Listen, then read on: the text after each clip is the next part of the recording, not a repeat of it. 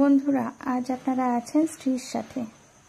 তো আজ আলোচনা করব কি mental health issue of adolescent বা কিশোর কিশোরীদের মূল মানসিক স্বাস্থ্য সমস্যা।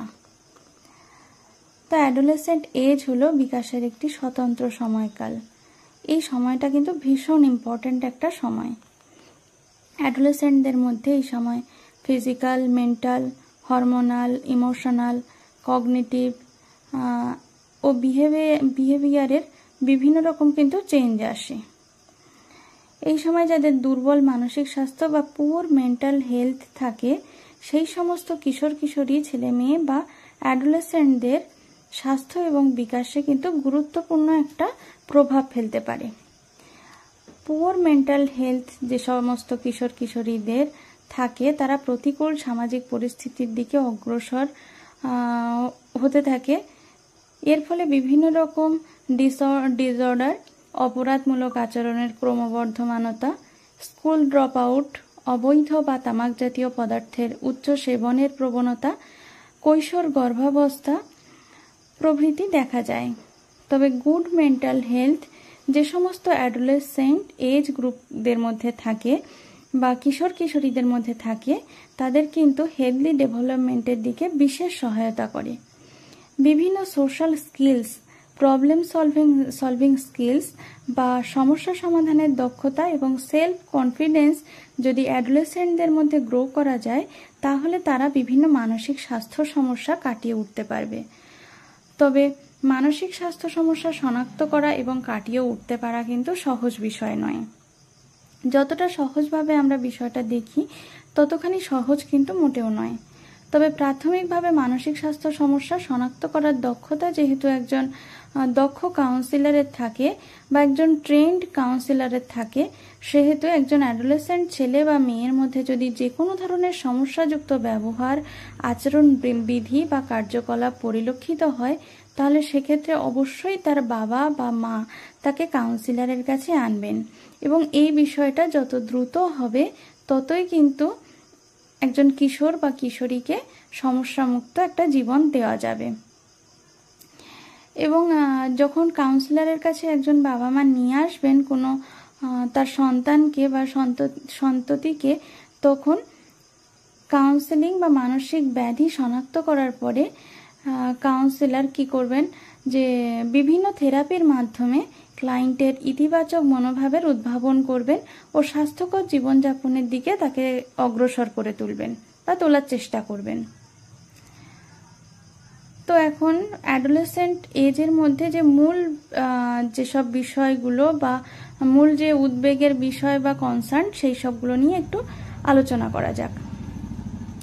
এই সময় এদের ফিজিওলজিক্যাল, ইমোশনাল বিভিন্ন চেঞ্জেস আসে এবং সেই সব বিষয়গুলো নিয়ে কিন্তু ভীষণভাবে তারা কনসার্ন থাকে। যেমন শারীরিক, শারীরবৃত্তীয় বা মানসিক যেসব পরিবর্তনগুলো আসে, সেগুলো কিন্তু তারা সবসময় বুঝে উঠতে পারে না, বা বুঝে উঠলেও তাদের মধ্যে বিভিন্ন রকম কোয়ারি সৃষ্টি হয় বা কিউরিওসিটি তৈরি হয়।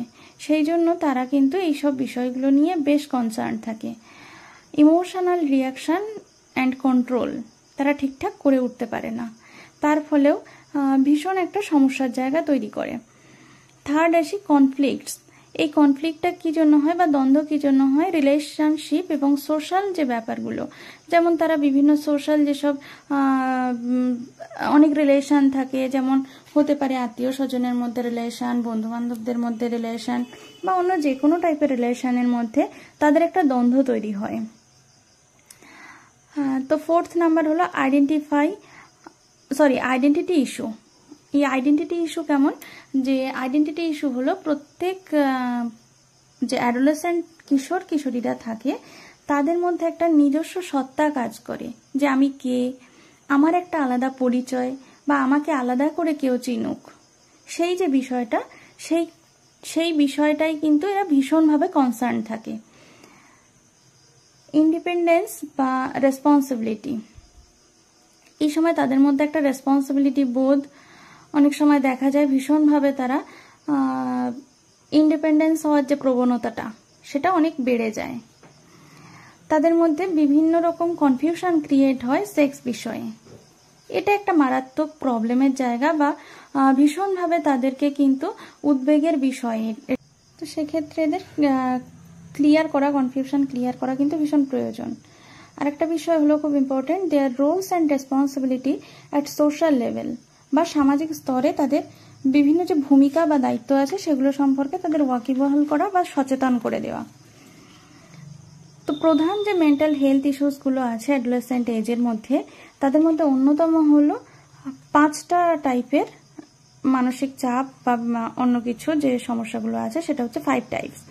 ফার্স্ট হলো স্ট্রেস অ্যান্ড অ্যাংজাইটি, মানসিক চাপ বা উদ্বেগ। ডিপ্রেশন অর্থাৎ বিষণ্ণতা, তাদের মধ্যে মারাত্মক প্রবলেম ইটিং ডিসঅর্ডার দেখা যায় এই সময়, অর্থাৎ খাওয়ার রোগ বা খাওয়ার সম্পর্কে বিভিন্ন রকম অনিয়ম। সাবস্ট্যান্স অ্যাবিউজ, অর্থাৎ বিভিন্ন রকম যে খাওয়ার জিনিস সেগুলো, অর্থাৎ যেগুলো তামাক জাতীয় দ্রব্য বা যেগুলো খেলে বিভিন্ন রকম শারীরিক সমস্যার সৃষ্টি হয়, সেই সমস্ত সেবনের প্রবণতা কিন্তু বেড়ে যায়। এবং লাস্ট টাইপ হলো সুইসাইড বা আত্মহত্যা। এক্ষেত্রে কিছু সংকেত বা সাইন অথবা লক্ষণ আছে। এই যে অ্যাডোলেসেন্টদের যে কি মেন্টাল হেলথ ইস্যুস, এই প্রধান হেলথ ইস্যুসগুলোর কিছু সাইন বা লক্ষণ থাকে। এই লক্ষণগুলি যে সর্বদা সুস্পষ্ট হবে তা কিন্তু একেবারেই নয়, তবে কিছু সাধারণ সিমটমস যেমন ক্রমাগত বিরক্তি বা পারসিস্টেন্ট ইরিটেবিলিটি তাদের মধ্যে দেখা যেতে পারে। সেকেন্ড দেখা যেতে পারে রাগ বা অ্যাঙ্গার। আর থার্ড টাইপস দেখা যেতে পারে সোশ্যাল উইথড্রল, বা যে কোনো টাইপের সামাজিক বিষয় থেকে নিজেকে সরিয়ে নেওয়া। যে কোনো হতে পারে কোনো আত্মীয় স্বজন বা রিলেটিভসের হয়তো কোনো অনুষ্ঠান আছে বা কোনো সেরেমনি আছে, সেখান থেকে নিজেকে সরিয়ে নিচ্ছে, সেখানে যাচ্ছে না, এই ধরনের প্রবলেম দেখা দিতে পারে। খাওয়ার চাহিদা ও ঘুমের মধ্যে বড় পরিবর্তন, যে আগে হয়তো অত্যধিক বেশি ঘুমাতো এবং খাওয়ার চাহিদা ছিল, এখন ঘুমাচ্ছে না, খাওয়াও অনেক কমে গেছে, সেই সব সমস্যা দেখা দিতে পারে।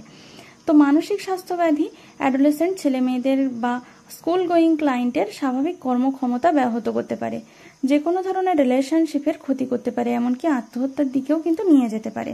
সেই জন্য মানসিক স্বাস্থ্যের ব্যাধিগুলির জন্য সবসময় সময় মতো শনাক্তকরণ খুব জরুরি।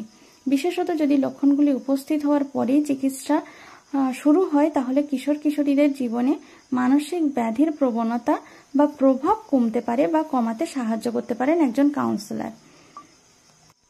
এইসব সমস্ত বিষয়ের সমাধানের জন্য কিন্তু অবশ্যই বাবা মা এবং যদি স্কুল গোয়িং একজন স্টুডেন্ট হয় বা অ্যাডোলেসেন্ট ছেলে মেয়ে হয়, তাহলে কিন্তু টিচাররাও যেমন এই বিষয়ে নজর রাখবেন, তার পাশাপাশি বাড়িতে বাবা মাও নজর রাখবেন যে তার বিহেভিয়ার বা অন্য কোনো বিশেষ কিছু চেঞ্জ হচ্ছে কিনা। যদি চেঞ্জ হয় অবশ্যই তাকে একজন কাউন্সিলরের কাছে বা দক্ষ বা ট্রেন্ড কাউন্সিলরের কাছে নিয়ে আসতে হবে।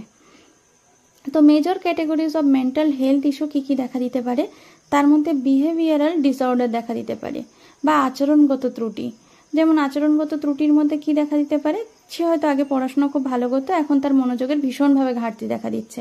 সেকেন্ড কি হতে পারে, যে ডেভেলপমেন্টাল ডিসঅর্ডার বা উন্নয়নমূলক ব্যাধি বা উন্নয়নমূলক ত্রুটি। তার বিভিন্ন রকম বিষয়ে যে শেখার আগ্রহ ছিল, সেই শেখার আগ্রহ অনেক কমে যাচ্ছে এবং শিখতে তার অসুবিধা হচ্ছে নতুন নতুন বিষয়। থার্ড টাইপ হচ্ছে ইমোশনাল ডিসঅর্ডার বা আবেগের ব্যাধি। সামান্যতেই সে হয়তো বিষণ্ণতা অনুভব করছে বা বিভিন্ন কিছু বিষয়ে বিভিন্ন উদ্বেগ আসছে তার মধ্যে, খুব সিম্পল একটা বিষয় নিয়ে সে হয়তো বিষণ্ণতা দেখা দিচ্ছে তার মধ্যে। আর মারাত্মক একটা প্রবলেম হলো সেভিয়ার মেন্টাল ডিসঅর্ডার বা গুরুতর মানসিক ব্যাধি, যেমন হচ্ছে সিজোফ্রেনিয়া। এই সিজোফ্রেনিয়া হলে কিন্তু তাকে অবশ্যই শুধুমাত্র কাউন্সিলিং এর মাধ্যমে হয় না, তাকে কোনো